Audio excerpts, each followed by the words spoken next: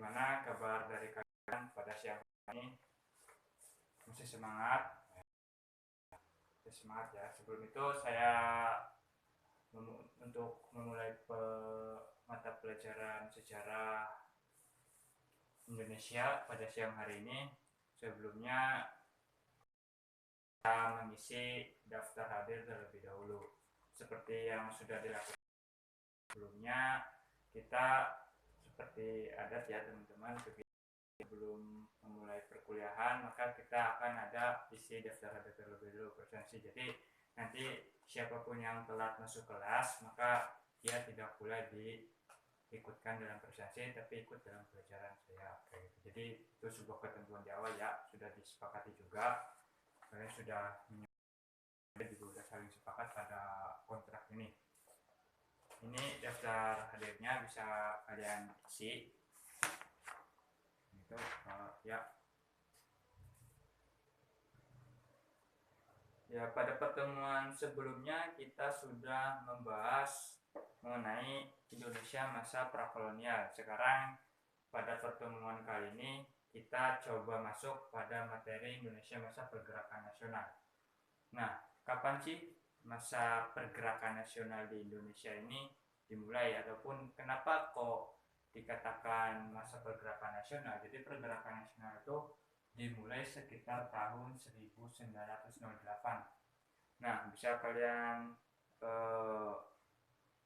pahami. Jadi sebelum kita masuk pada materi ini, saya minta kepada kalian untuk fokus dan pahami secara betul materi yang saya sampaikan pada. Nah, untuk itu apapun alat-alat yang ada di atas meja itu hanya ada kertas dan ballpoint untuk memudahkan kalian pada satu fokus, yaitu karena di akhir nanti akan ada kejutan dari saya ya. Jadi saya minta kalian semua untuk fokus pada penyampaian ini. Jadi masa pergerakan nasional itu dimulai pada tahun 1908 sampai dari 1945, itu sampai dari pernyataan kemerdekaan dari bangsa Indonesia. Nah, mengapa kok dikatakan sebagai pergerakan? Karena pada masa itu sang pelopor itu dipelopori oleh organisasi dari yang namanya Budi Utomo. Sebenarnya bukan hanya Budi Utomo, cuma ada Serikat Islam, Serikat Dagang Islam, kemudian ada Parindra dan lain sebagainya. Namun Budi Utomo ini menjadi sebuah pelopor ataupun awal di mana kebangkitan nasional Indonesia ini terlahir, ataupun pembangkit yang nanti dapat merangsang lahirnya sebuah organisasi ataupun perkumpulan lain yang merujuk pada usaha untuk menjadi negara yang berdaulat sendiri, yaitu dengan meraih kemerdekaan. Nah, Budi Utomo ini siapa sih penggagasnya? Penggagas daripada Budi Utomo itu adalah Dr. Wahidin Sudirohusodo, alumni dari sekolah Stovia. Pendirinya Belanda ya, Stovia digagas. Beliau pada tahun 1907 itu berkeliling se-Jawa ya, katakanlah se-Jawa, melakukan sebuah komunikasi, dakwah, juga sekaligus dengan proyek kebangkitan kesadaran nasional. Nah, lalu beliau masuk ke alumni yaitu di Stovia. Beliau bertemu dengan para pelajar di Stovia, terutama beliau bertemu dengan Sutomo, yang nantinya Sutomo ini dan kawan-kawan pelajar Stovia lainnya, mereka mendirikan sebuah perkumpulan yang dikatakan atau yang disebut dengan Budi Utomo pada tahun 1908, tepatnya pada tanggal 20 Mei. Ya, mohon untuk teman kalian, mahasiswa-siswi yang cantik cerita yang ganteng, untuk tetap fokus ya. Nanti di akhir kita akan ada surprise yang sangat luar biasa. Nah, itu ya, kita fokus, simak semuanya. Ini pada tahun 1908 lahir dan berdirinya Budi Utomo.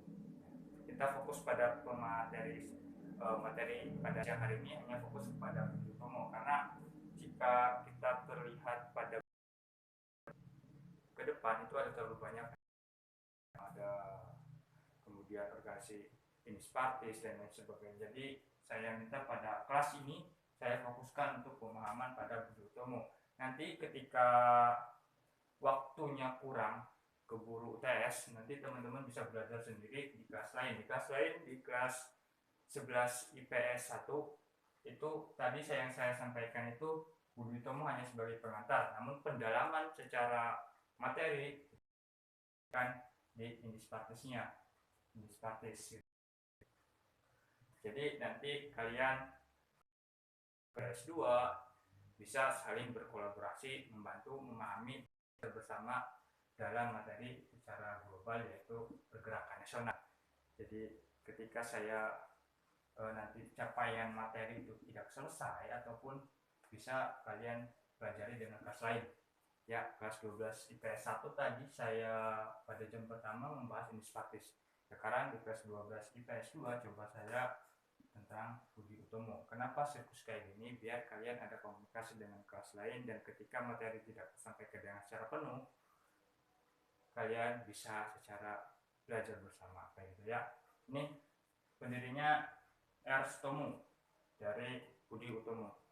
Memang Budi Utomo ini sebagai pelopor, dan tanggal 20 Mei pun dinobatkan sebagai Hari Kebangkitan Nasional. Nah, ini dan kita coba kupas latar belakangnya. Itu lahir ketika memang ada sebuah kebijakan baru yang ditetapkan oleh pemerintah kolonial Belanda atas kritikan dari seorang orang Belanda di sana yang bernama Van Deventer. Dia mengkritiki terkait keadaan kondisi Hindia Belanda yang memang masyarakat asli pribuminya itu jauh dari yang namanya taraf kesejahteraan. Nah, di sini saya coba baca ya, teman-teman bisa menyaksikan ataupun kalian nanti setelah materi ataupun pelajaran ini bisa membaca-baca buku di perpus. Ini ada buku sangat luar biasa, silakan buat menjadi bahan belajar kalian untuk mendalami materi Budi Utomo. Itu sekilas ya latar belakang. Coba kita akan kupas sedikit. Saya hanya akan coba memberikan pengantar terkait Budi Utomo. Nanti di ini jika ada yang kurang nanti akan saya printkan juga, jurnal sudah saya printkan, yang tinggal kalian fotokopi.